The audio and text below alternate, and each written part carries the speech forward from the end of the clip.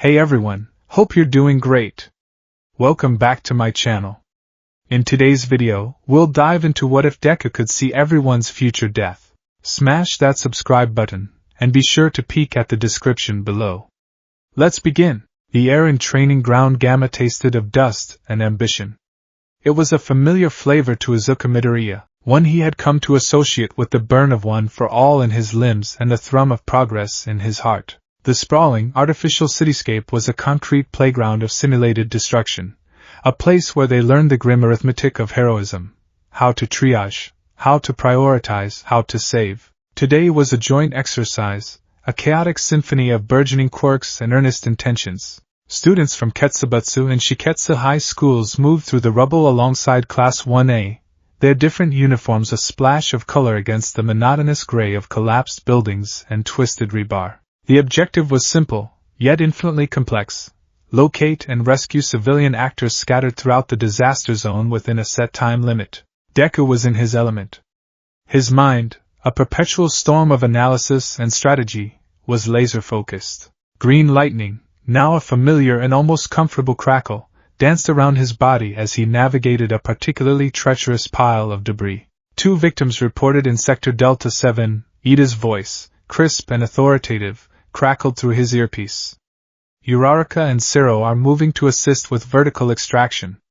Midoriya, your sector is Delta 6. Any signs of the reported casualty? Still searching, Ida. Deku called back, his voice slightly breathless. He leaped from a shattered concrete slab to the hood of a half-crushed car, his movements precise and economical. Every action was a calculation, a measure to conserve stamina while maximizing search area. He was getting better at this, at channeling the overwhelming power of one for all into something sustainable, something heroic. The specter of his own breaking bones had finally begun to recede, replaced by a burgeoning confidence. A faint sound, almost lost beneath the distant shouts and the groan of stressed metal, caught his ear. A weak cough. I have something, he said into his comms. Pinpointing the location now, he followed the sound to a collapsed storefront. The front window had imploded, and the awning hung at a drunken angle, held up by a single, protesting bolt. Beneath it, wedged between a heavy-looking display counter and a chunk of the fallen ceiling, was a man. He was one of the actors, a man in his late 30s with a dusting of cosmetic grime on his face and a convincingly pained expression. Sir, are you injured? Deku asked, his hero voice clicking into place. It was a simulation, but his pulse still quickened. Every rescue, real or fake, was a sacred duty. My leg, the man groaned, playing his part perfectly. I think it's pinned. I can't move it. Deku's eyes scanned the scene in a fraction of a second. The counter was the main obstacle. It was solid, likely filled with merchandise. The ceiling debris was unstable. A brute force approach was too risky. It could cause a secondary collapse. Okay, sir, stay calm. I'm going to get you out, he said, his voice a reassuring balm. He crouched down, testing the weight of the counter. It was heavy, but manageable. He wouldn't need 100%, not even close. A steady, controlled 8% would do. He planted his feet, digging the soles of his ironclad boots into the rubble for traction. All right, on my count. I'm going to lift this just enough for you to slide your leg out. Ready? 1, 2. He took a steadying breath, feeling the familiar warmth of one for all pull in his arms and back. 3. With a grunt he heaved. The counter lifted a precious 6 inches, groaning in protest.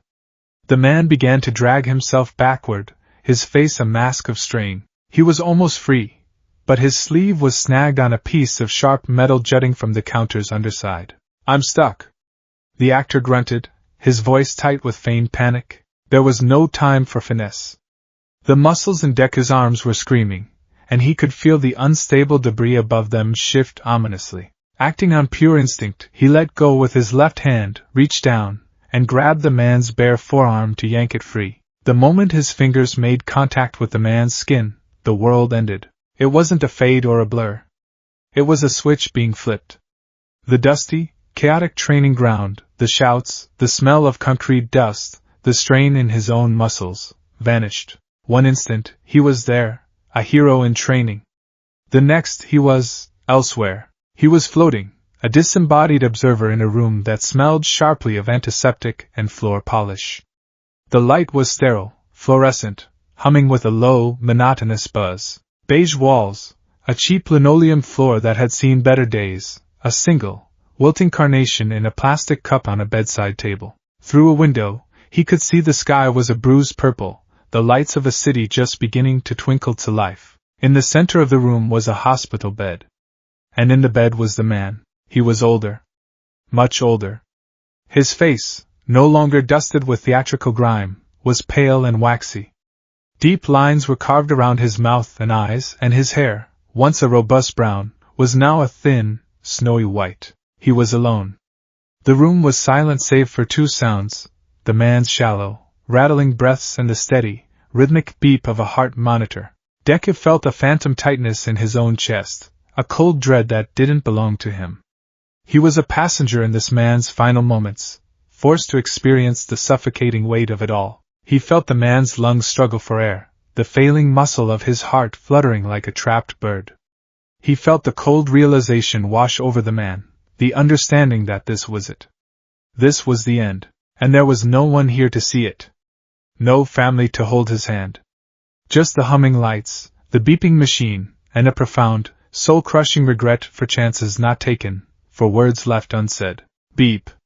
Beep. Beep. The rhythm faltered. Beep. Beep. Beep. The steady tone became a single, piercing, continuous wail. The line on the monitor went flat. The rattling breaths ceased. The man's eyes, fixed on the ceiling, went vacant, and in the oppressive silence that followed the flat line, Deku felt the last flicker of the man's consciousness extinguish, leaving behind only the cold, heavy stillness of death. The world shattered again, and he was violently shoved back into his own body. He was on his knees in the rubble, gasping, his heart hammering against his ribs like it wanted to escape. The weight of the counter was gone. He must have dropped it. It had slammed back down, thankfully missing the actor who was now staring at him, his expression of feigned panic replaced by genuine alarm. "Whoa, kid! Are you okay?" the man asked, scrambling fully clear of the debris. Deku couldn't answer. He was staring at the man's arm, the spot where his fingers had touched skin. The vision, the experience, was seared onto the inside of his eyelids. The antiseptic smell still clung to his nostrils. The sound of the flatline still echoed in his ears. He scrambled backward, kicking up dust and loose pebbles, his eyes wide with a terror he didn't understand. "Midoriya! Report! What's your status?" Ida's voice was sharp in his ear, laced with concern. Deku fumbled with his earpiece, his hand shaking so badly he could barely make contact. Victim is secure," he stammered, his voice a hoarse whisper. He's fine." Uraraka and Todoroki arrived a moment later, their faces a mixture of curiosity and worry. "Deku? You look like you've seen a ghost," Uraraka said, her brow furrowed. He couldn't look at her. He couldn't look at anyone. He pushed himself to his feet, swaying slightly. "I'm fine," he lied, the words tasting like ash. "Just overdid it a little. A moment of feedback from my quirk." It was the most plausible lie he could conjure. Everyone knew the volatile nature of One for All. A sudden, dizzying rush of power that overwhelmed his senses? It was believable. He clung to that explanation like a drowning man to a splinter of wood. It had to be that. A stress-induced hallucination. A waking nightmare brought on by exertion. It had to be. He managed to stumble through the rest of the exercise, his movements stiff and clumsy. Every time he got near another victim, a cold dread washed over him. He found himself using debris to nudge them, using the tattered remains of their clothing to pull them, anything to avoid skin-to-skin contact. His friends gave him worried glances, but the chaos of the simulation provided enough cover for his strange behavior. When the exercise finally ended and All Might called them all together for a debrief, Deku stood at the back of the crowd, his arms wrapped tightly around his own chest. He felt tainted. The praise for his quick rescue in Delta 6 felt hollow, fraudulent. As he looked out at the sea of his classmates and fellow aspiring heroes, a new and horrifying thought intruded. If it wasn't a hallucination, what had he seen? A premonition? Sir Nightie's quirk had been precognition. Was this something similar? No. He shut the thought down with brutal efficiency. Sir Nightie's quirk was unique. This was just stress. It had been a long, difficult semester. The provisional license exam, the constant pressure, the weight of All Might's legacy, it was all getting to him. He just needed to rest. The bus ride back to the dorms was a silent torture. He took a seat by himself, pressing his face against the cool glass of the window, pretending to be asleep so no one would talk to him. He could still feel the phantom sensation of the hospital room, the sterile cold, the lonely end. He replayed the vision over and over, trying to find a flaw, a crack in its logic, anything that would mark it as a figment of his imagination. But it was seamless. It was horribly, terrifyingly real. Back at the Alliance Heights dorms, he escaped to his room, bypassing the common area where his classmates were gathered, their cheerful chatter sounding like it was coming from another world. He stripped off his hero costume, the thick fabric suddenly feeling suffocating, and stood under a scalding hot shower for 20 minutes, scrubbing at his hands as if he could wash away the memory of the touch. He looked at his hands under the spray. The same hands that had mastered shoot style. The same hands that he used to take meticulous notes. The same hands that All Might had entrusted with the sacred torch of One for All. Were they now cursed? He shook his head, water flying from his green hair. Stop it, Izuku. It was a one-time thing. You're exhausted. Get some sleep. He forced himself to go through his evening routine. He ate a protein bar from his private stash, reviewed his notes from the day's classes, and laid out his uniform for the morning. Normalcy. He craved normalcy. By the time he climbed into bed, he had almost managed to convince himself that the incident in Ground Gamma was an anomaly, a neurological hiccup that would never be repeated. He was safe. The world was back on its axis. He fell into a restless, dreamless sleep. The next day passed in a haze of forced calm. He was careful during his morning jog, giving other students a wide berth. In class, he sat ramrod straight, his hands folded neatly on his desk. During their afternoon sparring sessions with Aizawa, he was uncharacteristically hesitant. He relied entirely on his kicks, keeping his hands tucked close to his body. Problem child, Aizawa's tired voice cut through his concentration. Your form is sloppy. You're favoring your legs to an absurd degree. A real villain will exploit that lack of versatility. Use your damn hands. Why yes, sensei. Deku stammered, bowing his head. But he couldn't. The thought of making contact with Bakugo, or Todoroki, or anyone, the fear was a cold, physical thing in his gut. He managed to get through the day without incident. The sun began to set, painting the sky in hues of orange and pink, and a fragile sense of relief settled over him. See? It was a one-time thing. The hallucination hadn't returned. He was okay. He was walking back to the dorms from the main campus building, the path lit by glowing lampposts that cast long shadows. The air was cool and crisp. He felt lighter than he had in 24 hours. He was almost smiling. It was near the main gate that he saw her. An elderly woman, small and frail, with a halo of silver hair. One of the straps on her grocery bag had given way, spilling a cascade of oranges onto the sloping pavement. They rolled away from her like bright, runaway planets. Oh dear me, she murmured, her voice thin and reedy. She bent down stiffly, her joints clearly protesting. The hero instinct, the core of his very being, took over before he could even think. Ma'am, let me help you with that. He was there in a flash, his earlier anxieties forgotten in the face of someone needing help. He began gathering the oranges, his movements quick and efficient. Oh, thank you, dearie. Such a nice young man, she said, her voice warm and grateful. My old hands aren't what they used to be. He collected the last of the oranges and stood up, cradling them in his arms. It's no problem at all. Here, let me help you with that bag. He reached out to steady her, as she tried to readjust her grip on the remaining bag. And as he did, his fingers brushed against the back of her hand. Her skin was soft, thin as paper, and cool to the touch. The world dissolved again. This time, the transition was different. It wasn't violent or jarring. It was like sinking into warm water. The scent of asphalt, and autumn leaves was replaced by the faint, pleasant smell of lavender and old books. He was in a small, cozy bedroom. The walls were covered in cheerful, floral wallpaper, and every available surface was adorned with photographs in mismatched frames. Photos of smiling children growing up, of teenagers in graduation gowns, of a handsome man in a soldier's uniform from a time long past. A wedding photo sat on the nightstand, showing the same woman, young and radiant, next to the soldier. The woman from the gate was in the bed, tucked under a thick, patchwork quilt. She looked ancient, her face a beautiful, intricate map of a long and full life. She wasn't alone. The room was filled with a sense of peace, a quiet hum of love that seemed to emanate from the photos themselves. Her breathing was slow, so slow. A gentle rise and fall of the quilt. He felt her final moments from his ghostly vantage point. There was no fear. No regret. Just a gentle, tired loosening of her hold on the world. It was a slow, graceful exhale. A feeling of a journey completed.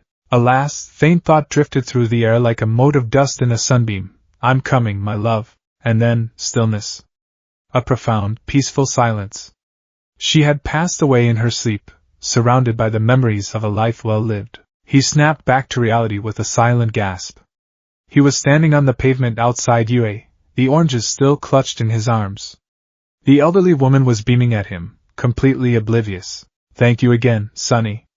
You're a true hero, she said, her voice pulling him from a million miles away. Deku couldn't speak.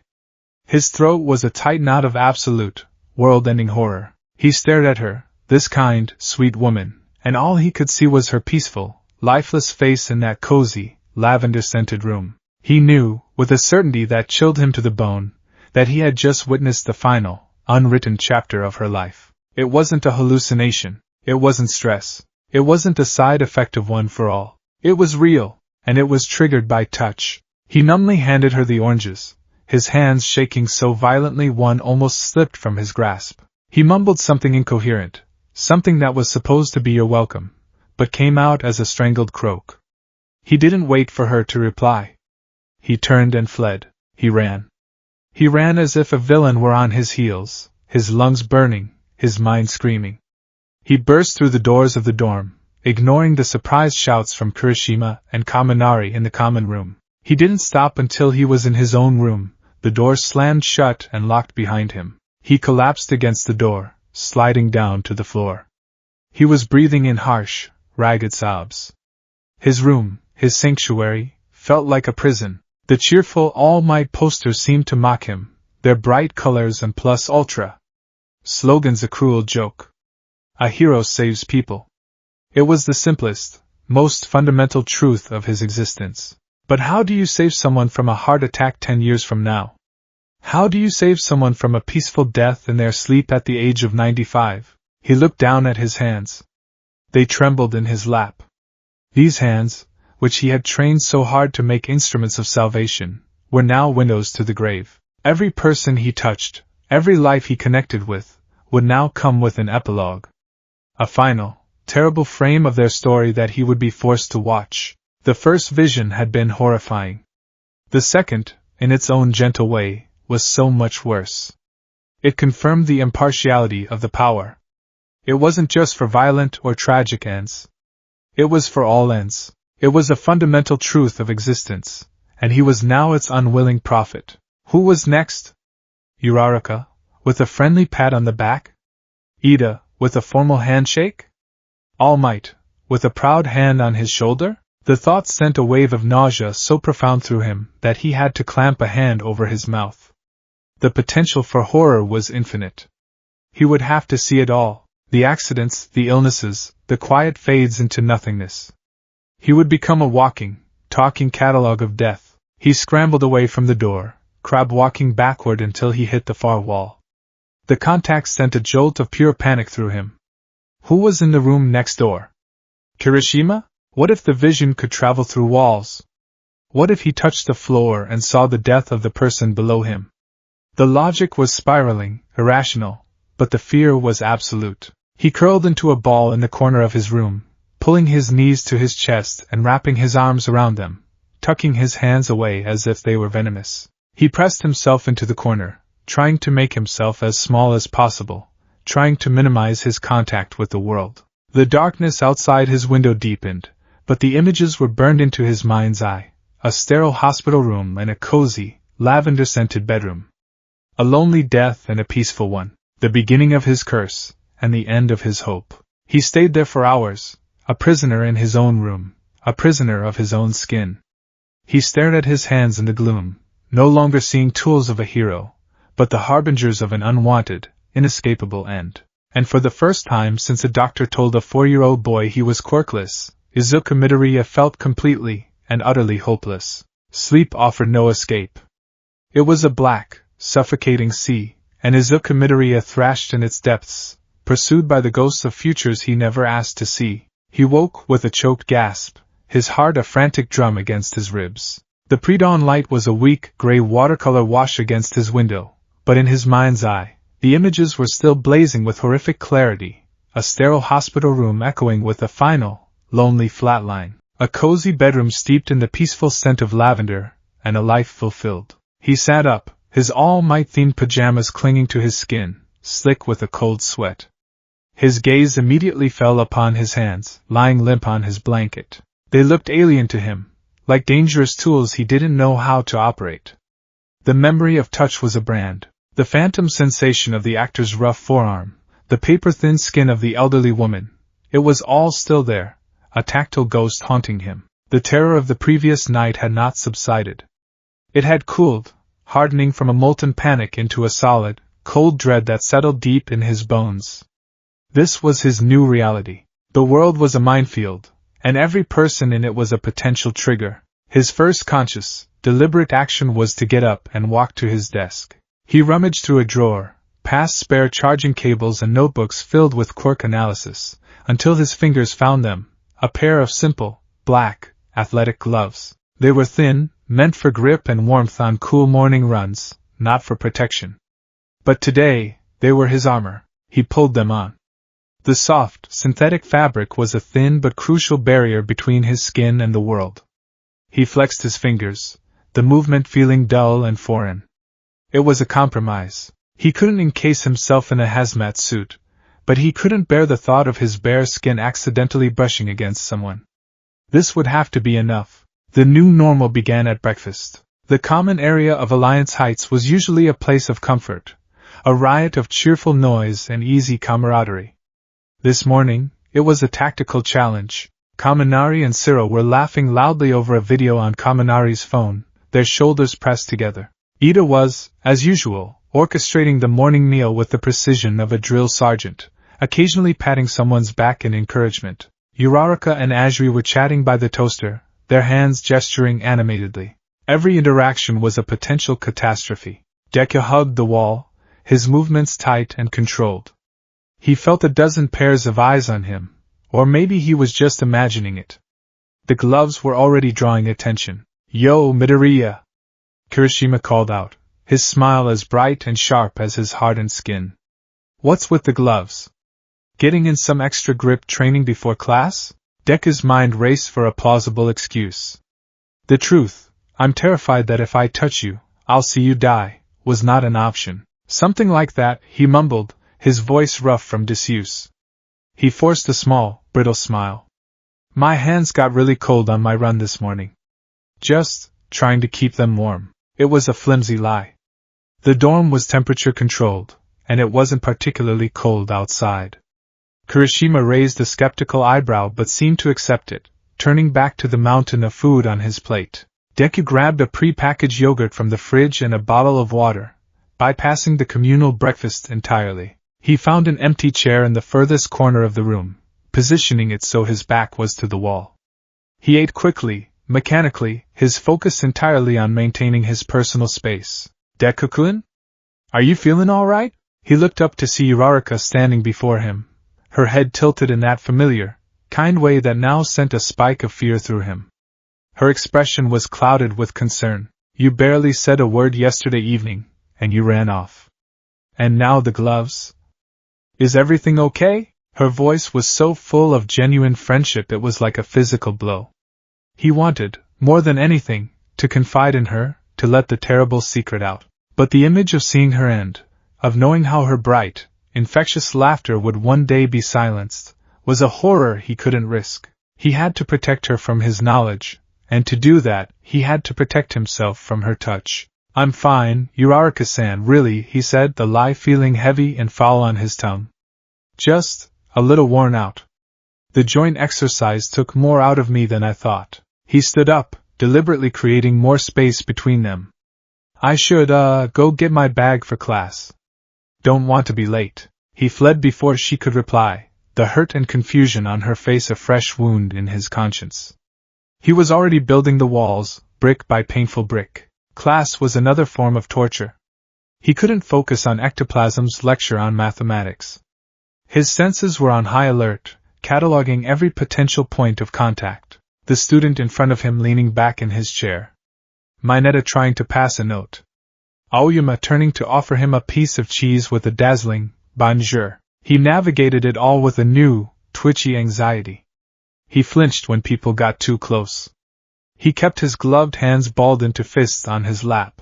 Aizawa noticed. Of course, Aizawa noticed. The man missed nothing. During the lull in the lecture, Aizawa's tired, penetrating gaze landed on him. Problem child. Deku sat up straight, his blood running cold. If you're going to stare into space with the intensity of a man witnessing the heat death of the universe, at least have the decency to do it while facing the blackboard, Aizawa drawled, his voice flat. Is there something about binomial theorems you find existentially terrifying? A few students snickered. Deku's face burned with shame. And no, sensei. I'm sorry. He forced his eyes to the front of the room, but the numbers and symbols were just a meaningless jumble. Aizawa's gaze lingered on him for a few moments longer, analytical and sharp, before he finally turned back to his lesson. But the scrutiny remained, a heavy weight on Deku's shoulders. The day crawled by, every second an exercise in hypervigilance. He avoided the crowded lunchroom, eating his sad, packaged yogurt on a secluded bench outside. During foundational heroics training, he made his excuses to All Might, claiming his arms were sore from the rescue drill, and focused exclusively on his shoot style. He felt the burn in his legs, the familiar crackle of One for All, but the joy of it was gone, replaced by a desperate, fearful calculation. He was beginning to think he could manage it. This horrible, solitary existence. He could keep everyone at arm's length. He could live inside his bubble of fear, and no one would get hurt. He could survive. He was wrong. The final bell rang, releasing the students of UA into the hallways in a sudden, chaotic flood. It was the most dangerous time of day, a turbulent river of bodies where personal space was a forgotten luxury. Deku waited for the main surge to pass, his back pressed against the wall of his homeroom. Before venturing out, he moved carefully, a ship navigating an asteroid field. He was almost clear, the exit to the main courtyard in sight. He could taste the fresh air, the freedom. He allowed himself a fraction of a second of relief. That was when it happened. A third-year student, distracted by his phone, stumbled. He bumped into the person next to him, who in turn lost their footing and careened sideways, directly into Rikido Sato. Sato, built like a brick house, barely budged, but he was knocked off balance. He took a reflexive step backward to steady himself, and his broad back slammed squarely into Deku. It wasn't skin to skin. It was through 2 layers of school uniform blazer. But it was enough. The contact was solid, jarring, and the power, this terrible, parasitic perception, didn't seem to care about a little bit of fabric. The world dissolved into fire and thunder. He wasn't on the floor of a pristine UA hallway. He was on his hands and knees on cracked, scorching asphalt. The air was thick with the acrid smell of smoke, burning fuel, and ozone. The sky was a bruised, angry orange, choked with black plumes. A cacophony of sirens, screaming, and the deep, tortured groan of stressed metal filled his ears. It was a war zone. In front of him, a massive section of an elevated highway had collapsed onto a city street below. Cars were crushed and burning, and wedged beneath a colossal slab of concrete and twisted rebar was a school bus, its cheerful yellow paint blistered and blackened. And there, holding it up, was Rikido Sato. He was older, maybe in his early 30s. He was a pro-hero. His hero costume was different, more advanced, but it was torn and scorched. A deep gash ran over his right eye, which was swollen shut. Blood trickled from his mouth, but his jaw was set in a grim line of absolute determination. His muscles, supercharged by his sugar rush quirk, were bulging to an impossible degree, veins standing out on his arms and neck like thick cables. He was roaring, a sound of pure, primal effort, as he bore the impossible weight of the concrete. From the shattered rear of the bus, a teacher was herding terrified, sobbing children out. They scrambled away, their small forms stark against the raging fires. Deku, the spectral observer, felt Sato's agony. He felt the screaming protest of his muscles, the fire in his lungs, the dizzying, nauseating drain of his quirk pushed far beyond its limits. He could feel the concrete slabs shifting, grinding, threatening to give way. One last child remained. A little girl, no older than 6, with pigtails and a cartoon character backpack. She was frozen in the emergency exit of the bus, her face pale with terror, staring up at the groaning mass of death above her. "Go!" Sato bellowed, his voice a raw, broken thing. "Get out of there! Now!" The girl was paralyzed by fear. The groaning of the concrete intensified. Sato's knees began to buckle. He knew. In that fraction of a second, he knew he couldn't hold it any longer. His quirk was failing. His body was spent. He had a single, final choice to make. With the last, explosive ounce of his strength, he didn't try to lift the slab higher. Instead, he gave it a monumental shove. It was just enough. The huge piece of wreckage shifted, its trajectory altered, and scraped past the edge of the bus. At the same time, Sato used his other arm to hook the little girl by her backpack and hurl her with all his might toward the waiting arms of her teacher. The girl flew through the air, a small, saved projectile, and the concrete slab, its support gone, came down. There was no final, heroic word. No defiant shout. Just the wet, sickening crunch of an unstoppable force meeting a human body. For a single, horrifying instant, Deku saw Sato's face, his one good eye wide not with fear, but with a flicker of grim satisfaction. Then, he was gone. Erased. The world went dark, crushed under tons of concrete and steel. Deku came back to himself with a gut-wrenching heave. He was on the floor of the hallway, on his hands and knees, retching, though nothing came up. The polished linoleum was cool against his gloved palms. The chaotic noise of the hallway had died down. A circle of concerned students surrounded him. "Midoriya! Dude, are you okay?" He looked up. It was Sato, leaning over him, his face a mask of worry. He was young, healthy, his hero costume pristine and undamaged, his eyes both wide and clear. He was alive, but Deku had just watched him die. The vision was so vivid, so complete, that the reality in front of him felt like the dream. I'm fine," Deku choked out, scrambling away from Sato's offered hand as if it were a hot iron. "Tripped. Hit my head. I'm fine." He staggered to his feet, ignoring the concerned questions, the worried faces of his classmates. He pushed through the circle, his movements frantic and clumsy. "Sorry, need some air," he fled. Again. It was becoming a pattern. He didn't stop until he was back in the sanctuary, the prison, of his room, the door slammed and locked. He tore the gloves off his hands and threw them across the room, as if they were the source of the curse and not just a flimsy defense against it. He collapsed onto his chair, breathing in huge, shuddering gasps. The first 2 visions had been horrifying. But this was a classmate. A friend. Someone he ate breakfast with, trained with, fought alongside. He had seen Sato's death. A hero's death, yes. A noble, self-sacrificing end that would be written about for years. But a death nonetheless, violent, brutal, and absolute. The helplessness was a physical weight, pressing down on him, suffocating him. He couldn't just stand by and let it happen. He couldn't. But what could he do? Warn him? "Hey, Sato, in about 15 years, don't try to save a little girl from a collapsing highway?" They would think he was insane. They'd send him to a therapist. And what if, like with the shopkeeper in his what-if scenarios, his warning only changed the method of death, not the outcome? What if he convinced Sato to retire from hero work, only for him to die in a freak car accident a week later. The burden was too much to carry in his head alone. The thoughts were a screaming vortex. He needed to get them out. He needed to analyze. It was instinct. The core of his being. When faced with a problem, he broke it down. He took notes. He looked for patterns.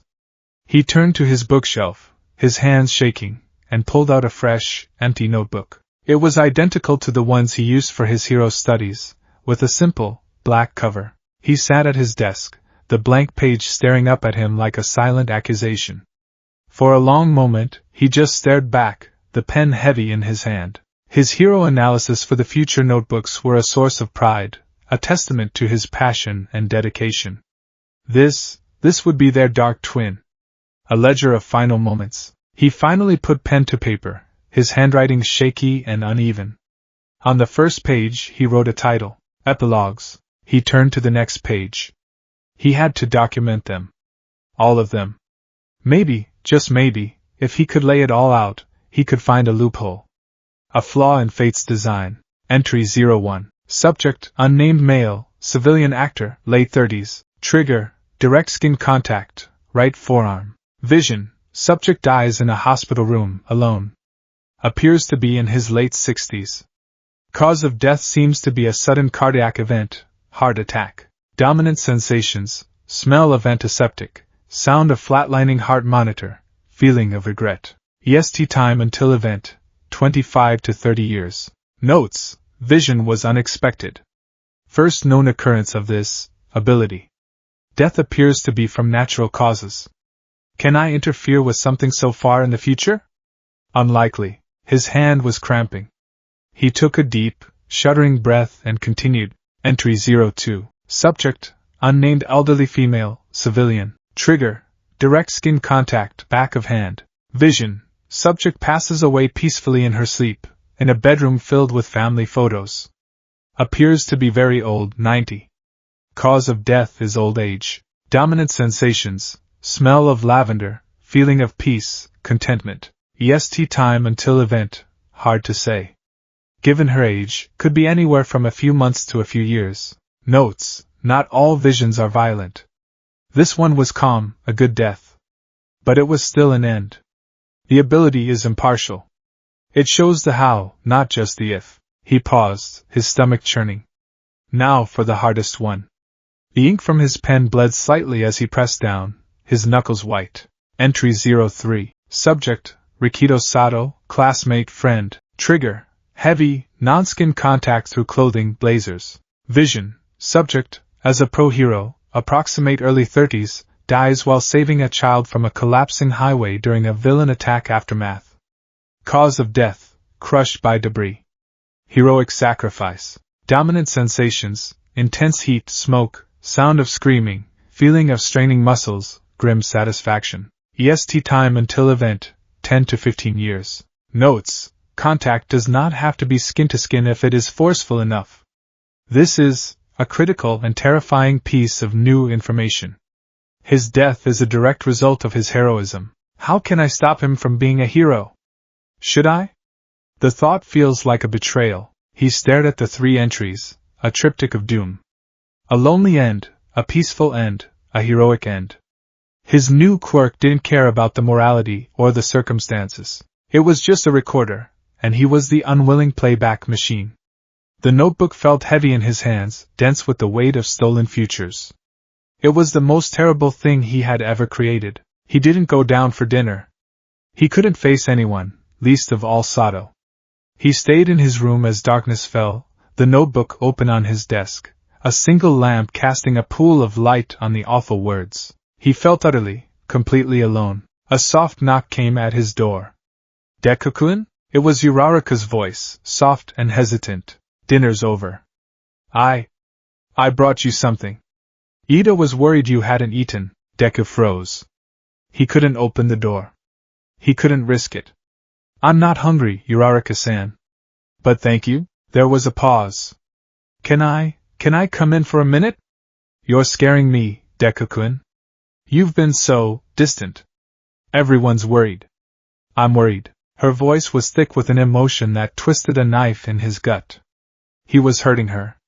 He was hurting all of them with his secrecy, with the walls he was building. Maybe if he just let her in, but kept his distance. He made a fatal mistake. He unlocked the door. She pushed it open slowly, holding a plate of food covered in plastic wrap. Her eyes, wide and brown, scanned his face, taking in the pale skin, the dark circles, the sheer exhaustion etched into his features. She put the plate down on his desk, her gaze falling for a split second on the open notebook. He instinctively slammed it shut, but not before she saw the strange title, Epilogues. Her brow furrowed in confusion, but she didn't press. She turned back to him, her expression softening into one of overwhelming sympathy. Deku-kun, she said, her voice barely a whisper. Whatever it is, you don't have to go through it alone. We're your friends. We're here for you. She took a step closer. His every muscle tensed. Don't, his mind screamed. Please don't. Is it about your quirk again? She asked gently. Did something happen during the exercise? You know you can talk to us. You can talk to me. She took another step. She was so close now, he could feel the warmth radiating from her. Her face was a portrait of earnest, heartbreaking sincerity. And in that moment, his resolve wavered. The loneliness was so crushing, her kindness a beacon in the suffocating darkness. She reached out her hand slowly, gently, intending to place it on his shoulder in a simple, reassuring gesture of friendship. It was the most terrifying thing he had ever seen. The image of her hand, so kind and steady, moving toward him, was overlaid with 1,000 nightmarish possibilities. Her, falling from a great height. Her in a hospital bed, the light fading from her vibrant eyes. Her, caught in an explosion, her cheerful voice silenced forever. He couldn't see it. He couldn't. He would rather die himself than witness the end of Ochako Uraraka. Primal, absolute terror bypassed all reason. It was pure instinct, a fight-or-flight response of the soul. He chose flight. He didn't just flinch. He recoiled with such violent, explosive force that he stumbled backward, his legs tangling with his desk chair. The chair tipped, and he went down with it, crashing into his small bookshelf in a clatter of plastic and wood. Books and All Might figurines rained down on him as he landed hard on the floor. The sound was shockingly loud in the quiet dorm. He lay there, tangled in the legs of the chair, his breath coming in ragged, panicked sobs. He looked up at her. The expression on Uraraka's face would haunt him for the rest of his life. It wasn't anger. It wasn't fear. It was a deep, profound, and soul-shattering hurt. Her hand, which had been extended in friendship, hung frozen in the air for a moment before falling limply to her side. Her eyes were wide, her lips parted in disbelief. He had looked at her touch as if it were poison. He had thrown himself away from her as if she were a monster. "I'm sorry," he gasped from the floor, the words tasting like poison. "I'm so sorry, Uraraka-san. I didn't mean to." "It's okay," she whispered, but her voice was hollow, devoid of its usual warmth. She took a step back, then another, putting a vast, cold distance between them. "I'm sorry. I shouldn't have. I'll just go." She turned and fled, her footsteps quick and light down the hallway. Deku lay on the floor amidst the wreckage of his room, the pain in his bruised back nothing compared to the agony in his chest. He had done it. He had protected himself from the vision. He had kept her future, her final moments, a secret from himself. But in doing so, he had taken their friendship, so bright and precious, and shattered it on the floor right alongside his All Might figurines. The walls he was building weren't just to keep the visions out, they were to lock himself in. And the price of his terrible secret was an isolation more complete and more painful than he could have ever imagined. The days that followed the incident with Uraraka were a study in shades of gray. A cold, miserable drizzle seemed to settle over Yue, mirroring the perpetual winter in Izuku Midoriya's soul. The walls he had built were now fortified, each pained glance from his friends another layer of mortar, each awkward silence another row of bricks. He was an island, and the waters surrounding him were growing colder and more turbulent. He moved through his life with the ghost of her hurt expression following him like a shadow. Uraraka was polite to him, professionally so. She'd answer his questions in class with a clipped, "Yes, Midoriya-kun," and would turn to talk to Tsuyu or Ida if he approached their group. The easy warmth, the shared laughter, the comfortable silences. They were all gone, replaced by a strained, painful courtesy. He had wounded her, deeply and inexplicably, and the guilt was a constant, gnawing ache in his chest. His other friends didn't know what to do. Ida made several formal, arm-chopping attempts to address the clear interpersonal disharmony and offer counsel, which Deku deflected with mumbled excuses about stress and lack of sleep.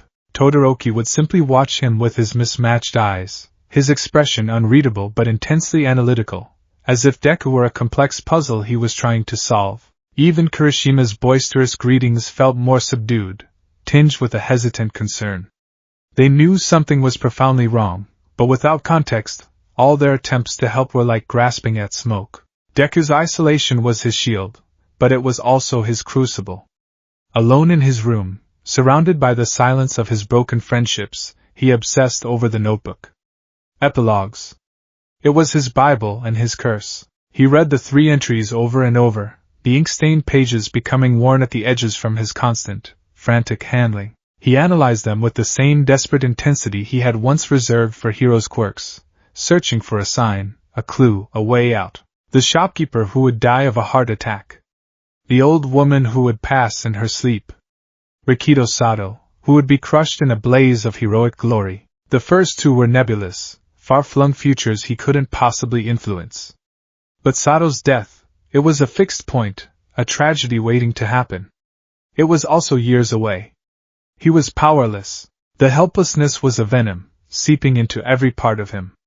He felt his heroic drive, the very core of his identity, beginning to corrode. What was the point of Plus Ultra if destiny had already written the final, unchangeable chapter? The desire to save everyone felt like a cruel joke when he was the only one with the script, and the ending was always death. Hope, he was discovering, was not a renewable resource.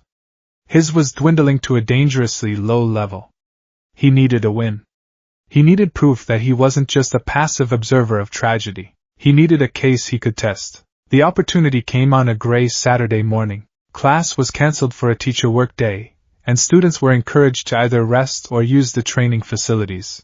Deku, unable to bear the thought of either the strained silence of the dorm or the potential for physical contact in the gym, decided to walk into the nearby town of Mizurufu. He needed air that didn't taste of guilt and anxiety. He wore his gloves, of course, and a hoodie with the hood pulled low, a walking portrait of teenage angst. He was wandering aimlessly down a familiar shopping street when he saw the shop. It was a small, cluttered electronics repair store called Kaminari's, though it had no relation to his classmate. It was run by a gruff, middle-aged man named Mr. Tanaka, a man with a permanent scowl, nicotine-stained fingers, and a surprising genius for fixing fried motherboards. Deku had gone there once, months ago, to get his laptop serviced after an ill-advised attempt to supercharge its cooling fan. Mr. Tanaka was outside, sweeping the pavement in front of his shop with short, aggressive strokes of a worn-out broom. As Deku passed, a gust of wind caught a stack of newspapers sitting on a nearby stand, sending a few loose pages cartwheeling down the street. One plastered itself against Mr. Tanaka's leg. "TCH, damn wind," the man grumbled, reaching down to peel the paper off his trousers. Deku's heroic instinct, though battered, was not yet dead. "Here, sir, let me get that." He rushed forward to help collect the scattered papers. As he handed a crumpled page back to Mr. Tanaka, their fingers brushed. It was a fleeting, barely their contact, glove to skin. For a horrifying second, Deku's entire body tensed, bracing for impact. And the vision hit. It was mercifully short, a brutal, staccato flash of imagery. The smell of rain-slicked asphalt. The blinding glare of headlights through a curtain of water. The screech of tires, a sound that ripped through the air like tearing metal. A blue delivery truck, its logo a stylized lightning bolt, skidding out of control. The specific corner of the intersection just 100 feet from where they were standing. A moment of wide-eyed, helpless understanding on Mr. Tanaka's face. And then impact. A sickening thud, the shatter of glass, and a sudden, violent darkness.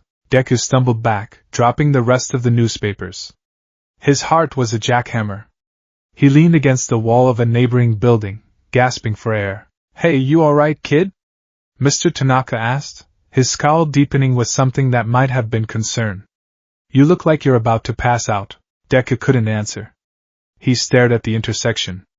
It was innocuous, just a simple cross street with a stop sign. But he had seen it. He had seen the blue truck, the rain, the time of day. The vision was drenched in the watery, gray light of late afternoon. And it was imminent.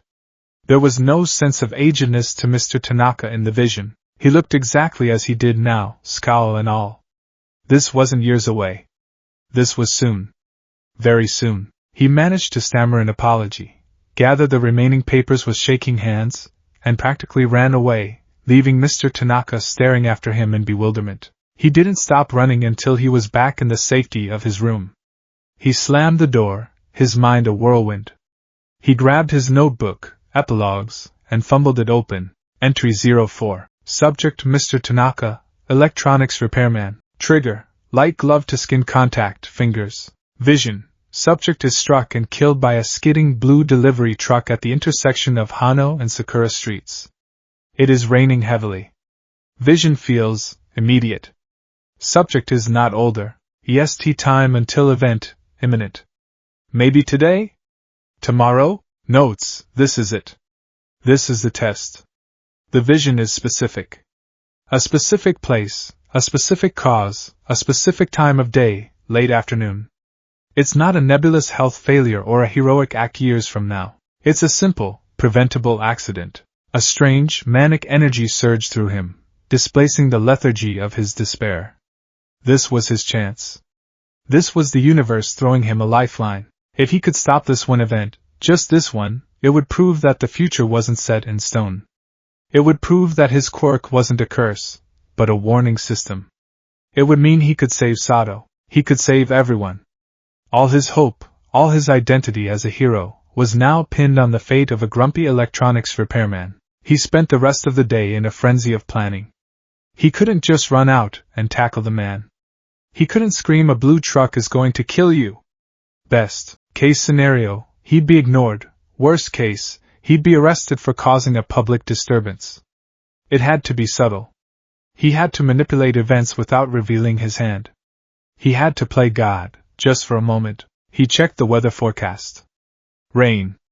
Heavy rain, starting tomorrow afternoon. His blood ran cold. It was tomorrow. He had one day to save a man's life, and, in doing so, save himself. His plan was simple, bordering on absurdly domestic, but that was its strength. It was mundane enough to be believable. That night he didn't sleep. He sat at his desk, staring out the window, watching the city lights blur as his eyes watered with exhaustion and sheer, teeth-gritting determination. He was Izuku Midoriya. He was the inheritor of One for All. He would not be a passive witness.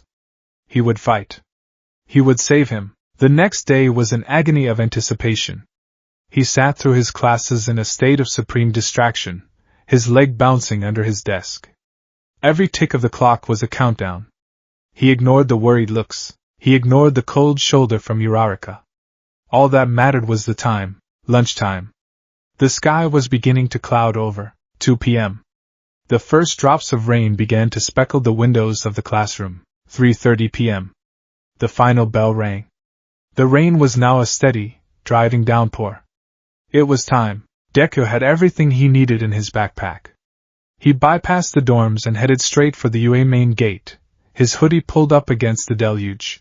In his bag were 2 items, a large 2-liter bottle of cola, and a small, high-powered, waterproof flashlight. He ran through the rain-soaked streets, his heart pounding with a mixture of terror and exhilarating purpose. He arrived at the shopping street, drenched and breathless. The streetlights were already on, casting hazy, golden halos in the gloom. He peered around the corner. Kaminari's electronics was still open. The light was on inside, and there was Mr. Tanaka, standing near the door, smoking a cigarette and staring out at the rain, looking bored. Perfect. Deku's plan relied on timing. The vision had shown late afternoon. He checked his watch. 4:15 p.m. This was the window. He took a deep breath, his knuckles white as he gripped the bottle of cola. Okay, Midoriya. Showtime. He came around the corner, feigning a frantic rush, as if he were late for something terribly important. He didn't see Mr. Tanaka standing in the doorway. He tripped on a crack in the pavement, his body lurching forward in a clumsy, sprawling stumble that was only 90% fake. The 2-liter bottle of cola flew from his grasp. It hit the ground, and as he'd planned, the cap, which he had deliberately loosened, popped off. A geyser of brown, sticky foam erupted from the bottle, spraying everything in a 5-foot radius. It coated the pavement in front of the door. It splattered across the glass of the storefront. And most importantly, it drenched the front of Mr. Tanaka's trousers and the doorway he was blocking. What the? Hey!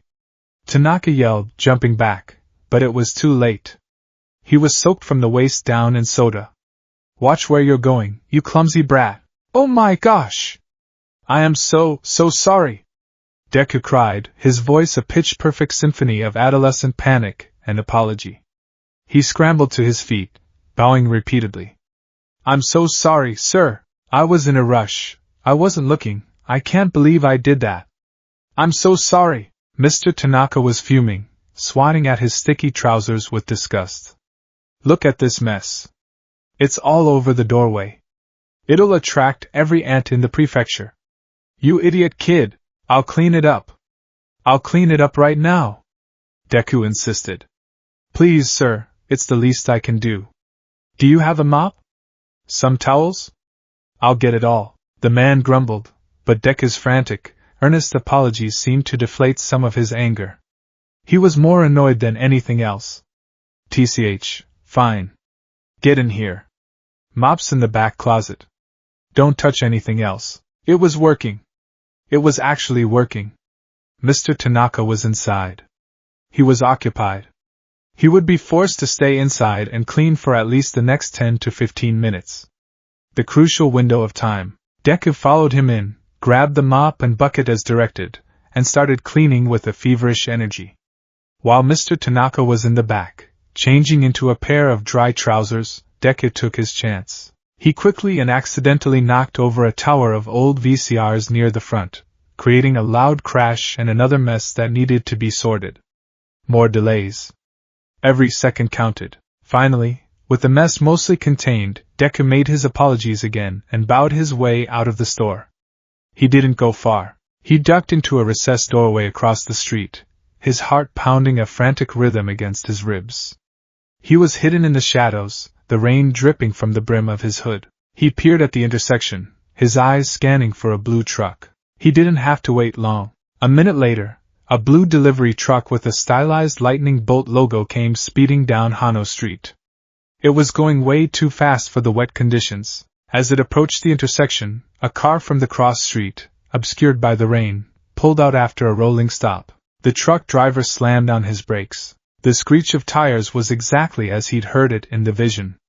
The truck hydroplaned, the back end fishtailing wildly as it skidded out of control, directly through the spot where Mr. Tanaka would have been standing, had he been finishing his cigarette. The truck careened through the intersection, narrowly missing the other car, and finally slammed into a lamppost with a sickening crunch of metal. The world seemed to hold its breath for a second. Then, a car horn blared. The truck driver, seemingly unhurt, stumbled out of the cab, shouting curses into the rain. But the spot in front of the electronics shop was empty. Mr. Tanaka was safe.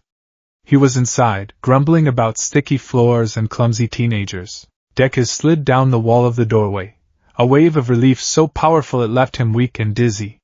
He started to laugh. A wild, breathless, borderline hysterical laugh. It was a sound of pure, unadulterated triumph. He did it. He had stared into the face of fate and made it blink. He had intervened. He had won. The future wasn't a fixed, immutable thing. It was a flowing river, and he had just thrown a stone into it, diverting its course. He wasn't cursed. He was empowered. The notebook in his bag was no longer a ledger of doom. It was a hero's greatest tool. He could save Sato. He could protect his friends.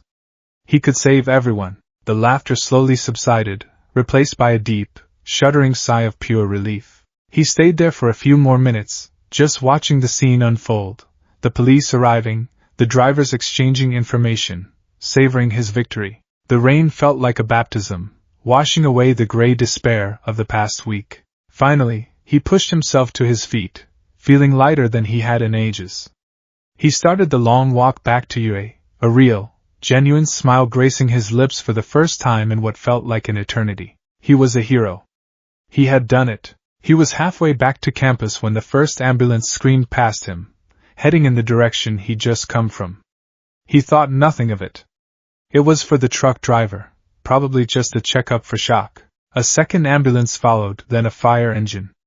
A prickle of unease ran down his spine. That seemed excessive for a minor fender bender. He picked up his pace, a knot of anxiety tightening in his stomach. He was almost at the UA gates when his phone buzzed in his pocket. It was a news alert from a local Musutifu app. His hands, still damp from the rain, fumbled with the screen. He clicked the notification. The headline stole the air from his lungs. Freak accident at local business. 1 dead. His blood turned to ice. He scrolled down, his thumb shaking so badly he could barely control it. This evening, a local business owner was killed in what authorities are calling a tragic and bizarre accident. Mr. Kenji Tanaka, 54, owner of Kaminari's Electronics Repair, was found by emergency services at his place of business. Preliminary reports suggest that during a cleanup of a significant liquid spill on his shop floor, Mr. Tanaka slipped and fell. In the fall, he struck his head on the sharp corner of a metal display counter. An electrical fire is also reported to have broken out, caused by mopping water seeping into a faulty power strip on the floor, which may have delayed discovery and rescue efforts. The phone slipped from his numb fingers and clattered onto the wet pavement. No. The spill. The mop water. The metal display counter. He had created the circumstances. He hadn't just intervened. He had become the instrument. The universe hadn't just course-corrected around his actions. It had used his actions as the very mechanism of its design. He had tried to play God, and God had turned him into the executioner. He had seen a vision of a man being killed by a truck. So he had spilled a bottle of soda to keep the man inside. And the man had slipped on the mess he made, hit his head, and died. The cause of death was different. The timing was the same. The outcome was absolute. He stood frozen on the sidewalk, the rain plastering his hair to his forehead, the triumphant joy of moments ago curdling into a black, toxic horror more profound than anything he had ever experienced. The hope that had soared so high just a half hour ago came crashing down, shattering into a million pieces at his feet. He hadn't prevented the death. He had caused a new version of it. The cruel, cosmic irony was a punch to the gut. His desperate act of heroism, the brilliant plan he had been so proud of, had been nothing more than him fulfilling his role in a script he hadn't known he was reading. He wasn't a hero who could change the future. He was a pawn, moved into position by fate to ensure its own inevitability. He bent down and picked up his phone, his movements stiff and robotic. He looked at the cracked screen, at the news report, at the face of the man he had just killed. Then he looked at his own hands, gloved and dripping with rain. They were tainted. He had tried to use them to save a life, and in the end, they had taken one. He turned and began to walk back to Yue, each step a leaden weight. The gray drizzle seemed to mock him. The world was no longer a place of infinite possibility. It was a prison, its walls built of predestination, its bars forged from his own dashed hopes. There was no escape. There was no victory. There was only the ending. And it was always the same. The news of Mr. Tanaka's death was a poison that seeped into every cell of Izuku Midoriya's being. The triumph he had felt was a ghost that now haunted him, a mocking reminder of his hubris. He hadn't just failed. He had been an active participant in the tragedy. His intervention, his desperate gambit to prove the future could be changed, had been twisted by a cruel, cosmic logic into the very instrument of its fulfillment. The universe hadn't course-corrected. It had simply handed him the knife. He returned to the dorms a hollowed-out shell of himself. The rain had plastered his hair to his skull and soaked through his hoodie, but he didn't feel the cold. There was a deeper, more profound chill that had settled in his bone marrow. He bypassed the common room, his head down, offering no response to the greetings called out to him. He was a specter in his own home. In his room, he didn't change out of his wet clothes. He simply sat on the edge of his bed, dripping onto the floor, and stared at the opposite wall. The cheerful All Might posters seemed to peel away, revealing the cold, sterile beige of the hospital room from his first vision. He could smell the antiseptic. He could hear the flatline. He took out the notebook. Epilogues. With a hand that trembled so violently he could barely form the letters, he found entry 04. He didn't write anything new. He just took his pen and drew a single, thick, black line through Mr. Tanaka's name. It was a final, brutal act of punctuation. A period at the end of a life he had helped to end. That night sleep was not a refuge, but a continuation of the nightmare. He didn't dream of visions. He dreamed of the soda bottle, the geyser of foam, the look of annoyance on Mr. Tanaka's face, the sickening headline on his phone. He woke up tangled in his sheets, his throat raw from a scream that had been trapped in his chest. The days that followed were a descent. The unraveling was not a sudden, dramatic snap, but a slow, fraying of the threads that held him together. Food lost its taste. He'd sit in the corner of the cafeteria, moving a piece of rice around his bowl with a chopstick, his stomach a tight, useless knot. He subsisted on protein bars and water, consumed in the privacy of his room, not for nourishment but as a mechanical chore. The gauntness that had been creeping up on him now settled in, carving new, sharp angles into his face. Dark, bruised-looking circles bloomed beneath his eyes, a permanent testament to his sleepless nights. He looked haunted because he was. His performance in class, once a benchmark of earnest effort, became a terrifying roller coaster. In their academic lessons, his mind was a million miles away, lost in a recursive loop of failure and guilt. He'd be called on by President Mike, and would just stare blankly, the question having passed through his ears without leaving a trace. But it was in the heroics training that the true damage became apparent. The unraveling became a public spectacle. One day, they were in training ground beta, running through a standard combat simulation. Deku was paired against Tokoemi. In the past, this would have been a thrilling, strategic matchup. Deku would analyze Dark Shadow's weaknesses, exploit the environment, and push himself to the limit. Today, he was a different person. "Come, Midoriya," Tokoemi called, Dark Shadow roiling before him like a sentient piece of the night. "Face the abyss." Deku's response was, nothing. He stood there, his body tense, his eyes darting around not at Tokoemi, but at the potential hazards of the arena. A loose piece of scaffolding, a cracked window on a building facade, a section of pavement that looked uneven. He wasn't seeing a training ground, he was seeing a catalog of potential accidents, a blueprint of things that could go wrong. He was no longer thinking about winning. He was only thinking about preventing a death that wasn't even scheduled to happen. He was hesitant. His movements, usually fluid and explosive, were now jerky and uncertain.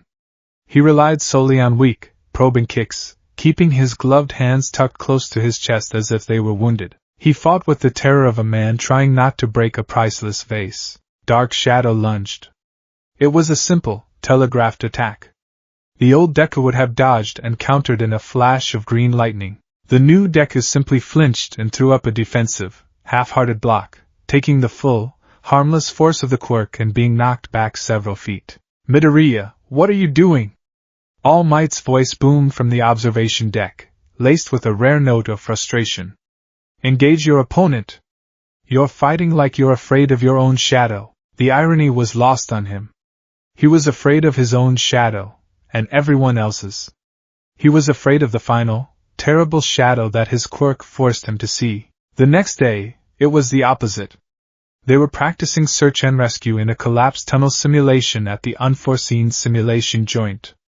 The objective was to stabilize the structure and extract dummies. This time, Deku's fear manifested not as hesitation, but as a terrifying, reckless aggression. He was a whirlwind of frantic energy. He wasn't just stabilizing support beams, he was trying to rebuild the tunnel. He used one for all in short, dangerous bursts to move debris that should have been handled by a team, his controls sloppy. "Midoriya, slow down," Ida commanded, his voice sharp with alarm. "Your actions are erratic.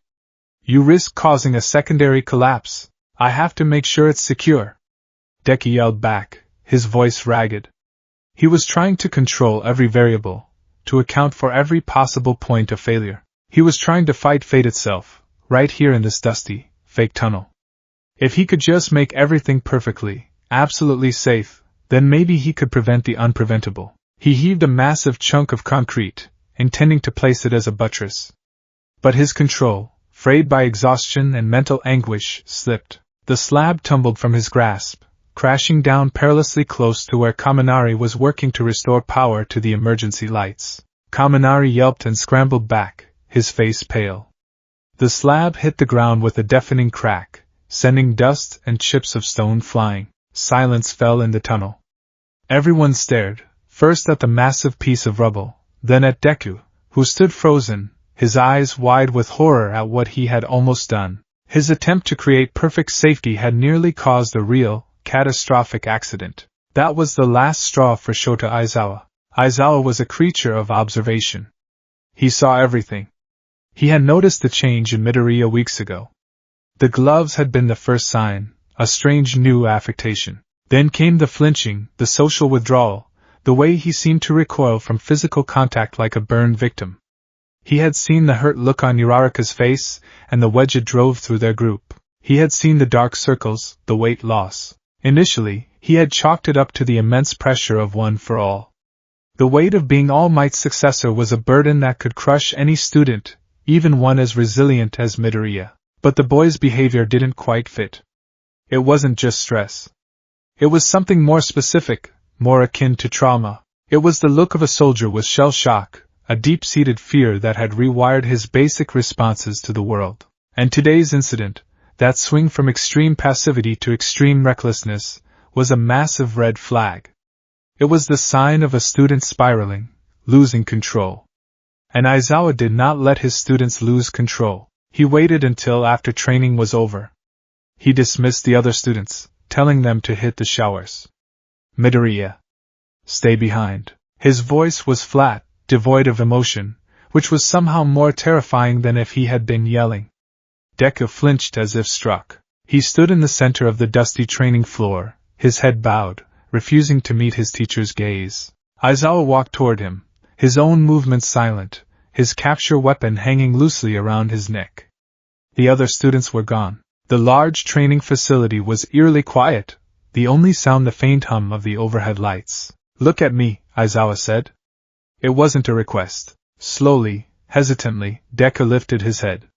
The sight of him up close was worse than Aizawa had thought. The boy's eyes, usually so bright with determination, were dull and bloodshot, swimming in a deep well of despair. His face was pale and clammy. He looked like he was about to shatter. What's wrong with you? Aizawa asked, his tone blunt, cutting through any potential excuses. Nothing, sensei, Deku mumbled, the lie weak and reflexive. I'm just tired. Don't lie to me, Aizawa said, his voice dropping to a low, dangerous growl. I'm not an idiot. You've been a wreck for weeks. You're isolating yourself, you're losing weight, and your performance is dangerously erratic. Today you were a liability. You almost crushed Kaminari.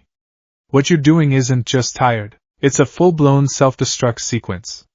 So I'm going to ask you again. What is wrong? Deku's composure, already fragile, began to crumble.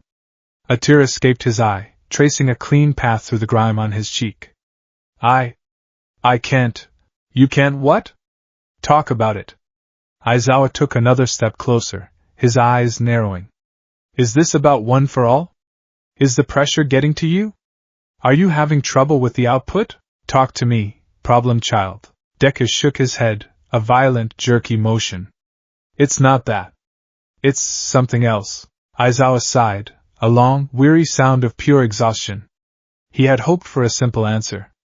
He was not going to get one. He had to force the issue. His eyes glowed a sudden, startling red. His hair lifted around his head as he activated his quirk. Deku gasped, a flicker of green lightning dying around his limbs before it could even fully form. He felt the familiar, warm hum of One for All in his veins vanish, leaving him feeling hollow and powerless. It was like a light being switched off. There, Aizawa said, his voice a low rasp, the effect of his own quirk making it drier. No power. No secrets of the symbol of peace to protect. It's just you, Izuku Midoriya, and me, your teacher. And your teacher is telling you that you are on a path to destroying yourself, and you will not be allowed to do it. Not in my class. Not on my watch. So you are going to talk. Now, the confrontation was brutal, a calculated stripping away of all of Deku's defenses. Aizawa was using his authority, his quirk, his intimidating presence, everything in his arsenal to break through the walls the boy had built around himself. And it worked. The sight of Aizawa's glowing red eyes, the sudden void where one for all should have been, the raw, undeniable concern masked by his teacher's harsh demeanor. It was too much. The dam of his carefully constructed composure didn't just crack, it burst. A choked sob escaped Deku's lips. It was a horrible, ragged sound, torn from the depths of his soul. His knees buckled, and he would have collapsed if Aizawa hadn't moved with lightning speed, deactivating his quirk and catching him by the shoulders. The physical contact was the final trigger. Deku flinched violently, but he was too weak, too emotionally shattered to pull away. He simply sagged in his teacher's grip, his body shaking with uncontrollable tremors. "I can't save them," he whispered, the words nonsensical, bubbling up from the chaos in his mind. "Save who?" Aizawa asked, his voice softer now, the harshness replaced by a firm, grounding presence. "Anyone," Deku sobbed, his face crumpling. "I see it. I see it all the time. The end. And I tried to stop it, but I just made it worse. It was my fault." The words tumbled out of him in a disjointed, frantic stream, a confession born of pure exhaustion. He didn't mention the quirk directly. He didn't explain the mechanics of the touch or the visions. He couldn't. It was too horrifying to put into words. But he confessed the feeling of it, the crushing weight of the responsibility he felt. "I've been seeing bad things, Sensei," he wept, his voice muffled against the rough fabric of Aizawa's costume. "Terrible things. Futures. And I feel so responsible. I don't know what to do." Aizawa held the sobbing boy, his mind racing. Futures. Bad things. It wasn't the confession of a student cracking under pressure. It sounded like a quirk. A new quirk. One for all was known to hold the quirks of its previous users. Had one manifested? A mental-type quirk? A precognitive one? The pieces clicked into place. The gloves. The flinching. The terror of physical contact. The isolation. It wasn't about him being unable to control his power. It was about him being unable to control what he saw. The reckless aggression, the extreme passivity. It was the behavior of someone who knew the outcome of a fight and was desperately, illogically trying to alter it. A cold dread settled in Aizawa's stomach. This was so much worse than he had imagined. This wasn't a problem he could solve with a lecture and extra training. This was a psychological crisis, a burden of a magnitude he could barely comprehend. Sir Nitai's quirk had nearly broken him, and he had been a seasoned pro-hero. For a teenager, a boy with a messianic drive to save everyone, a quirk that showed him how they would die would be a unique and exquisite form of torture. He held his student, letting him cry, the tremors shaking both their bodies. Deku was just a kid. A 15-year-old kid who had been handed the power of a god and, it seemed, the curse of one, too. Aizawa knew, with absolute certainty, that he was out of his depth. He was a good teacher, a great underground hero. But he was not a psychiatrist. He was not a specialist in world-altering quirks. He knew only one person who could even begin to understand the crushing weight of a power that defined your entire existence. The man who was at the very center of Midoriya's world. He gently pushed Deku back to arm's length, his hands firm on the boy's shoulders. He looked into his student's red-rimmed, terrified eyes. "All right, problem child," Aizawa said, his voice low and steady, a rock in the storm of Deku's despair. "All right. I hear you." He let go, turning to retrieve his phone from a pocket. He scrolled through his contacts, his expression grim. "You're not going back to the dorms just yet," he said, not looking at Deku. "You and I are going to go talk to someone." Deku, still shaking, wiped his eyes with the back of his gloved hand. "Who?" he whispered. Aizawa pressed the call button. The phone rang once, twice. A familiar, reedy voice answered. "Moshi Moshi?" "All Might," Aizawa said, his voice flat but carrying an undeniable urgency. "It's Aizawa. We have a problem with Midoriya. A serious one." I'm bringing him to you now. And you need to listen. The walk to All Might's office was a silent, grim procession. Shota Aizawa led the way, a dark, stoic figure cutting through the empty, echoing halls of UA.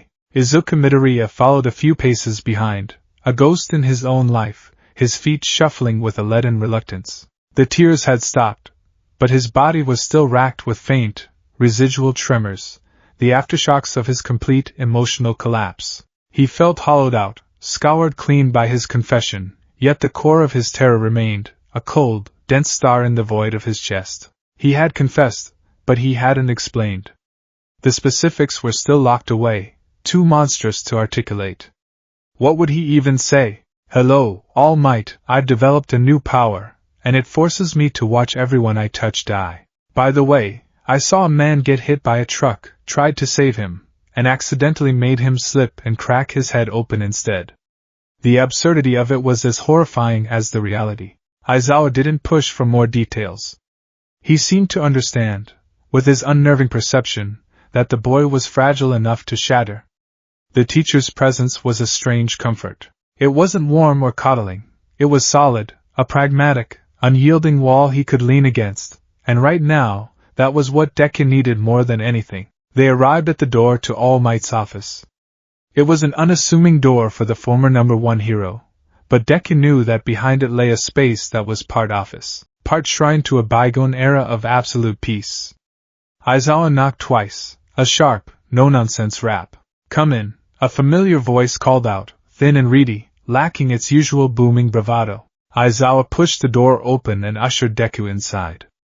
The room was exactly as he remembered it from previous visits, tidy, professional, with a large window overlooking the grounds. But the energy was different. Toshinori Yagi, in his skeletal form, was already standing, having risen from behind his desk. The usual twinkle in his sunken blue eyes was gone, replaced by a sharp, piercing concern. His gaze swept over Deku, taking in the tear-streaked face, the haunted eyes, the trembling hands still clad in their thin black gloves. The change in his protégé was so stark, so visceral, that Toshinori felt a pang of fear in his own ravaged chest. Aizawa-kun, Toshinori said, his voice low. Young Midoriya. What has happened? Aizawa closed the door behind them, the soft click echoing in the tense silence. Midoriya has something he needs to tell you, he stated, his eyes fixed on Toshinori. Something serious. It seems he's manifested a new aspect of One for All. Toshinori's eyes widened slightly.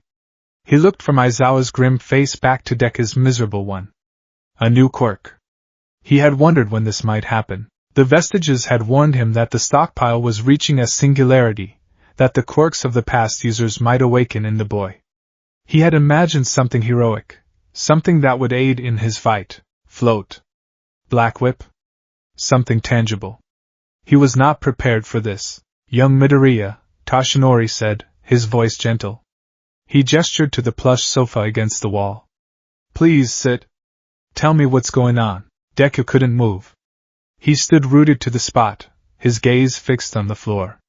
It was one thing to break down in front of Aizawa, a teacher who demanded answers. It was another thing entirely to face his idol, his mentor, the man who had given him everything, and admit that the sacred gift of One for All had produced something so grotesque.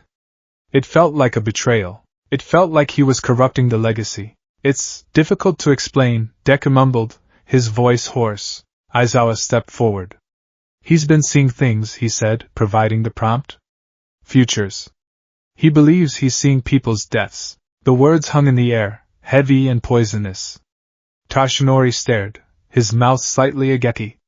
His mind immediately leaped to one person, Sir Night Eye. He remembered Mirai Sasaki's grim certainty, the haunted look in his eyes after he had foreseen Toshinori's own gruesome end. He remembered the weight that quirk had placed on his friend, how it had stripped the joy from his life and replaced it with a rigid, fearful adherence to the future he saw. The idea of a similar, or perhaps even worse, burden being placed upon this earnest, bright-eyed boy was a horror beyond contemplation. Is this true, my boy?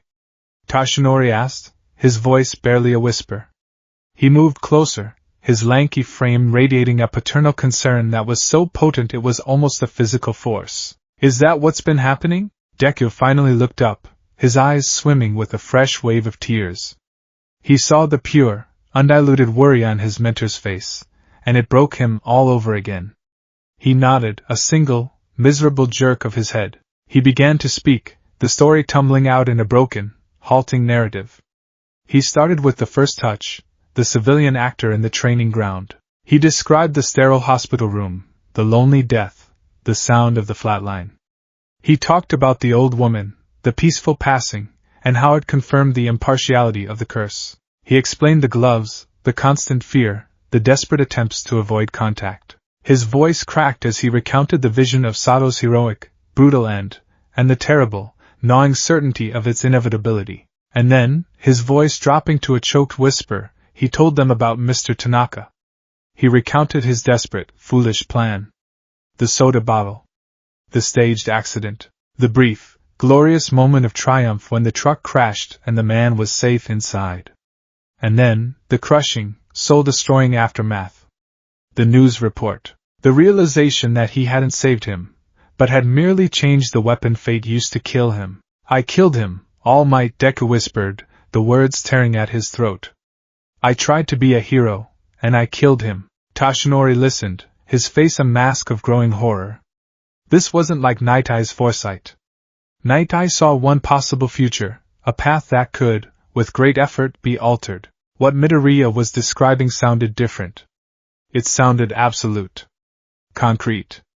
Not a premonition, but an involuntary witnessing of a fixed point in time. And the detail about Mr. Tanaka, it suggested a horrifying, deterministic reality where free will was just an illusion, a series of choices that all led to the same predestined conclusion. When Deku finished, an oppressive silence filled the room. Aizawa stood by the door, his arms crossed, his expression unreadable but dark. Deku was hunched over, his shoulders shaking, staring at his own gloved hands as if they were venomous snakes. Toshinori felt a surge of emotion so powerful it made him dizzy, rage at the cruel unfairness of it all, profound sorrow for his successor, and a desperate, clawing need to fix it, to offer some semblance of hope. My boy, he said, his voice thick with emotion. He crossed the remaining distance between them. You did not kill that man. You did not. You acted with the heart of a true hero. You tried to save a life based on the information you had. The outcome was a tragic, monstrous twist of fate, but it was not your fault. Do you hear me? It was not your fault. He wanted to comfort him. The boy looked so small, so broken, drowning in a sea of guilt and despair that no 15-year-old should ever have to face. All his paternal instincts, all his years as the symbol of peace who reassured the masses, screamed at him to reach out, to offer a physical touch of comfort and reassurance. He did what felt most natural. He did what a father would do. He reached out his large, bony hand and gently, lovingly, placed it on Deku's head, intending to ruffle his messy green hair. You are not a pawn of fate, young Midoriya. You are a hero. The will to fight, the drive to save, that is what matters. We can defy destiny. I am living proof of that. Sir Night Eye foresaw my death, yet here I stand. The moment Toshinori's skin made contact with his hair, Deku's world ceased to exist. It was not a dissolution. It was an obliteration. The office, the presence of Aizawa, the comforting weight of his mentor's hand, all of it was annihilated in an instant. There was no transition, no gentle fade. There was only the vision. He was in an apartment. It was small, modest, and lonely. The air was stale, thick with the scent of dust and old paper. Moonlight, thin and watery, streamed through a window, illuminating floating dust motes and the Spartan furnishings, a simple bed, a nightstand with a glass of water, a single chair, and a bookshelf filled with what looked like old case files. It was a room devoid of personal touches, devoid of warmth, devoid of life. It was a room for waiting in, and in the bed, propped up against a set of thin pillows, was Toshinori Yagi. He was ancient. So much older than his skeletal form looked now. His skin was thin and translucent, stretched taut over his bird-like bones. The iconic, V-shaped bangs were gone, his hair a wispy, sparse halo of white.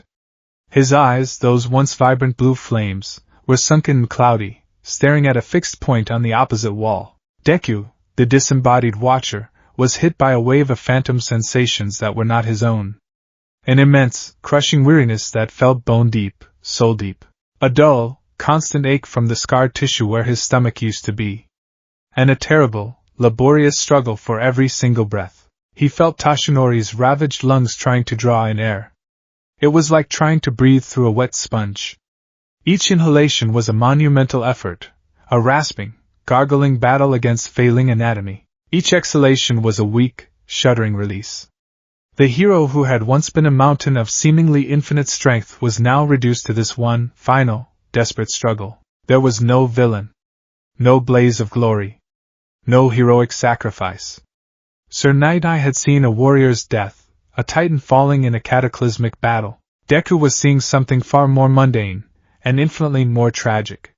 He was seeing a man's quiet, lonely end. Toshinori's cloudy eyes shifted, his gaze drifting toward the window. He wasn't looking at the moon. He was looking past it, into memory. Deku felt a flicker of his mentor's final thoughts, not as words, but as pure feeling. A profound sadness.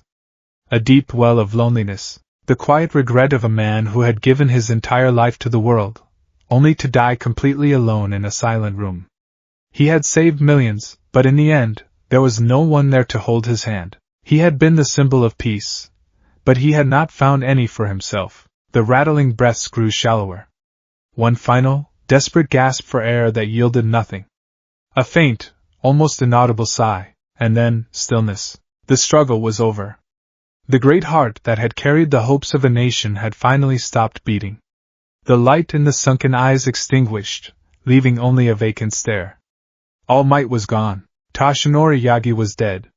The silence in the room was absolute. A heavy shroud of dust and moonlight, and the end of an era. The vision shattered, and reality crashed back into him with the force of a physical blow. Deku was on his knees, his hands clamped over his mouth, a silent scream trapped in his throat. He was retching, but there was nothing in his stomach to bring up. The phantom feeling of suffocation lingered, his own lungs burning as he gasped for air. Toshinori stood over him, his hands still hovering in the air where Deku's head had been. His face was a mask of pure shock and horror. He had felt the boy go rigid, had seen his eyes glaze over, had heard the choked, strangled sound in his throat. He had no idea what Deku had just seen, but he knew, with chilling certainty, that it was something that had broken him on a fundamental level. Aizawa was there in an instant, kneeling beside Deku, his usual stoicism replaced by raw alarm. "Midoriya! Breathe! Kid, you have to breathe!" But Deku couldn't. He couldn't look at Toshinori. To look at his mentor, his hero, his father figure, was to see the ghost of that lonely old man in that silent, dusty room. The vision wasn't just an image, it was a memory. It was something that had happened to him. He had lived through All Might's death. This was infinitely worse than Sato's death. Sato's end had been heroic, a tragic but meaningful sacrifice. This was just sad. It was the quiet, pathetic fizzling out of the world's greatest flame. It was the ultimate hero dying a profoundly unheroic death, stripped of all dignity and glory, alone with his regrets. The contrast with All Might's own words, spoken just moments before the vision, was a fresh twist of the knife. "I am living proof. Sir Night-Eye foresaw my death, yet here I stand." The bitter, terrible irony was that All Might had only defied Night-Eye's vision of a violent death. He had traded it for this quiet, lonely one. He hadn't cheated fate. He had just changed the terms of his surrender. And Deku was the only one who knew. He was the sole keeper of this terrible, secret epilogue. "Young Midoriya, my boy, what did you see?" Toshinori knelt down, his voice trembling, his face pale with a fear he couldn't hide. Deku finally found his voice, but all that came out was a single, agonized word. "No." He scrambled backward, away from Toshinori's touch, away from the man whose final, rattling breath still echoed in his soul. He crab-walked away until his back hit the sofa, his eyes wide with a terror that dwarfed everything he had felt before. He looked at All Might, the man who had told him he could be a hero, and saw a dead man walking. He began to sob, not the quiet, despairing tears from before, but a raw, animalistic sound of pure agony. It was the sound of a child who had just witnessed something so profoundly wrong it had broken the foundations of his world. The last ember of hope, which had been rekindled by Aizawa's intervention and Tashinori's earnest words, was not just extinguished. It was drenched, stomped on, and buried under a mountain of cold, hard certainty. There was no changing the future.